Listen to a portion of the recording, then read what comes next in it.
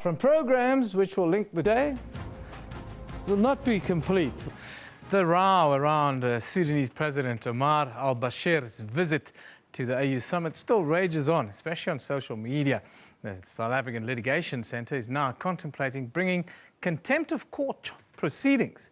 This after the Sudanese president was allowed to leave South Africa earlier this week, despite a High Court order ordering the state not to allow him to depart. Al Bashir was in Sandton, near Johannesburg, to attend the African Union summit. Meanwhile, the African Union Commission chairperson, Dr. Nkosazana Dlamini-Zuma, says there was nothing untoward about Omar Al Bashir attending the AU summit. She says the summit was governed by AU rules and South Africa had nothing to do with it. Bashir's attendance caused outrage, with the ICC demanding that South Africa arrest him for war crimes he committed in Darfur. Now, South Africa's litigation centre started all the row around the presence of Al Bashir in South Africa. International criminal justice lawyer at the SALC, Angela Mudukuti, joins us this morning to take this discussion a little bit forward. Very good morning to you, Angela. Thank you for joining us. Good morning. Thank you for having me. Contentious issue. Let's start at the beginning because there's so much to get through. But I want to start at the beginning with the contempt of court proceedings. How do you want to proceed with this and to what end? Okay. First of all, we are waiting for the reasoning from the court. The court issued an order but said it would issue its actual reasoning and judgment later on. And we're also waiting for an affidavit from the state explaining how it was that Bashir escaped and which port of entry he went through and who was responsible for that. So when we've received all that information, we'll then decide how to proceed. So at this point, we're not speculating about what we're going to do. We need the right information first. You are of the view that he escaped? Absolutely. I mean, he's a fugitive of justice. He's wanted by the ICC. He's been indicted for 10 counts of crimes against humanity, genocide, and war crimes. Okay, let's go back then.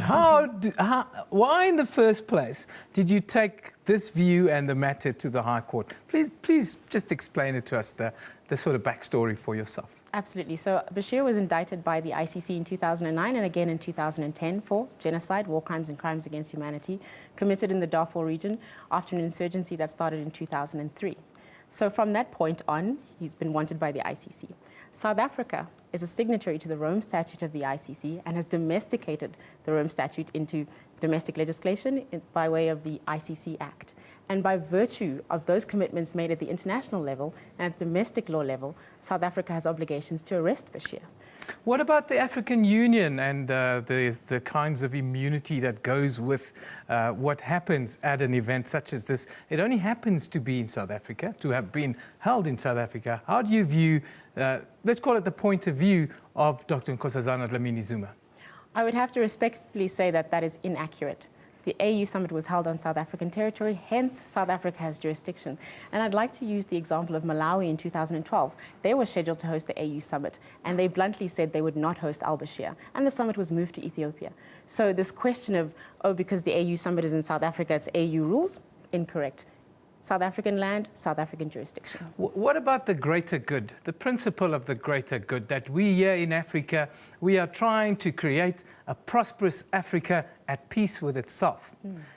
The gentleman in question is involved in skirmishes that is destabilizing not just a country but an entire region. South Africa finds itself in the middle of a process to try and broker some sort of deal. Your response? I think we need to remember that there are victims here and that justice and accountability is very important for any sort of peace building in the future. And for as long as fugitives of justice are allowed to prevail and to travel freely and not answer to charges before international courts, we're not building a prosperous and successful and peaceful Africa. What about the legitimacy of the ICC? The AU questions it, South Africa questions it, I question it. How do you view it? I think the ICC has come under attack, but I also think we need to remember that it has a massive global mandate. Accountability for genocide, war crimes, and crimes against humanity is not an easy task. I still think the institution has great legitimacy, and I think it needs support and critical engagement. We can criticize the ICC. We can talk about how UN Security Council referrals get to the court. I mean, there are many, many aspects we could discuss, but that doesn't mean we don't need to support it.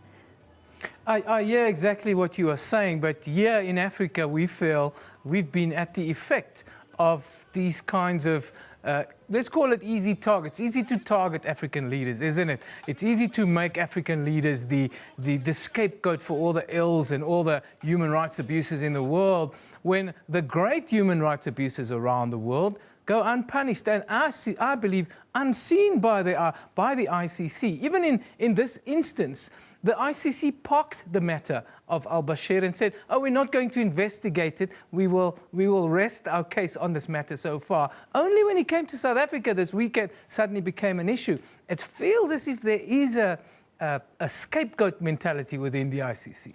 First of all, let me correct something. So the Bashir case came to the ICC because it was a referral from the United Nations Security Council, referral 1593. And since then, the ICC has been investigating this process and has indicted both sides of the conflict, so the rebel movement as well as the Darfur government. But they've received very little support from the Security Council and obviously from Darfur and Sudan itself. So they've been forced to put the matter on ice because they're not being given access to victims, to witnesses, and to evidence. So I wouldn't say that they've parked the matter. I would say that the situation and circumstances have made it difficult for them to proceed. They didn't investigate further. They cannot. They didn't see fit to spend more money on this case because obviously their advice pointed to the fact that there could really be no result to it. That's why they parked it. And it speaks a lot about the kind of vigilance and the kind of way that there's this follow through. I want to take the discussion a little bit further. Right. When we talk about war criminals and crimes against humanity, where do crimes against humanity in places like Palestine, in places like Iraq, and the wider Middle East, Syria and so forth, where does this sit within the ICC, and where does it sit with someone like yourself? I'm glad you brought that up because this brings to light the jurisdictional limits of the ICC. There are three ways in which something comes before the ICC. If you're a signatory to the Rome Statute, you can do what is known as a self-referral. The prosecutor can exercise a jurisdiction, or the United Nations Security Council can bring a referral. And these are the only three ways in which a case comes before the ICC. And you're right, the ICC does have jurisdictional limits because now we only see Palestinians come before the court because Palestine has signed and ratified the Rome Statute, which is the only way justice can be done in that context. And yes, the United States hasn't signed. Yes, we have questions in Iraq and Afghanistan, but those are geopolitical constrictions. And we need to challenge the ICC on its jurisdiction, but not criticize it for not having jurisdiction. So we should talk about why hasn't China and Russia referred Syria, for example, to the ICC? Politics. It's not in their interest to refer Syria or Zimbabwe or any other country, or Iraq or Afghanistan. So the ICC has limits, is my point. So that says everything about the work that the ICC can really do and the legitimacy of the organization. And one can then see why it becomes easy to target African leaders. Well, I don't think African leaders are being targeted. We have legitimate crimes that have been committed and legitimate victims. Who's going to speak for the African victims? I mean, let's look at our own continent at the moment. The SADC tribunal, currently disbanded, and in future may not have access for individuals. Who's going to hear the grievances of Southern African victims? The African court, no criminal jurisdiction. Who's dealing with their issues? So the ICC is not targeting Africa, but is instead addressing the fact that there are crimes that are being committed and using the fact that they can exercise jurisdiction. So should we forget about Africa because we can't go after George Bush? What about I'm not sure that makes sense. What about, you talk about George Bush. Why is it then that we have an international body that is set to police crimes against humanity and the like, but the biggest country in the world, the United States, is not a member, is not a signatory of the ICC.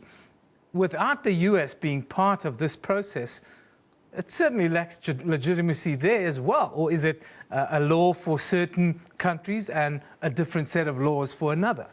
I am 100% with you that it is problematic that the US is not a member of the ICC. But the fact that the ICC functions regardless of that is also something we should notice.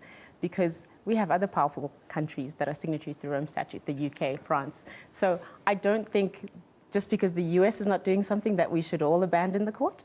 I think instead we should challenge the US and its various, its dodgy criminal human rights record and see what we can do there. Do you think it would send the right message to African leaders if somebody like Tony Blair and the weapons of mass destruction scenario that played out about a decade ago, if someone like that appears before the ICC, surely it would pave the way for others to step forward and say, well, if Tony Blair is prepared to stand for the creation that was the, let's call it the war in the middle, or the war in Iraq, then we should do the same. I think it would definitely help the ICC to expand the geography of its docket. Absolutely, I agree with you. How that has to happen, though, we have to follow the law and follow jurisdiction. And just clear up, before I let you go, the law now that you would like to see take its course, the man is back in Khartoum. Yes. What's the point then now of us continuing with this discussion before the courts? I think what we have to look at here is that the South African government has defied a court order. That is what we need to look at now. And that doesn't bode well for rule of law in South Africa and for the understanding that South Africa is a constitutional democracy built on human rights and justice. I think that's the issue we have to address now. When we deal with law, we don't look at the principle of the greater good. Well, law is about the greater good. Justice is about the greater good. Accountability is about the greater good. Thank you for joining us today. Wonderful, wonderful views. That is Angela Mudakuti, who is a criminal justice lawyer at the Southern African Litigation Centre. Of course, we spoke about well, the recent going-ons around a visit, Omar Al Bashir, and of course,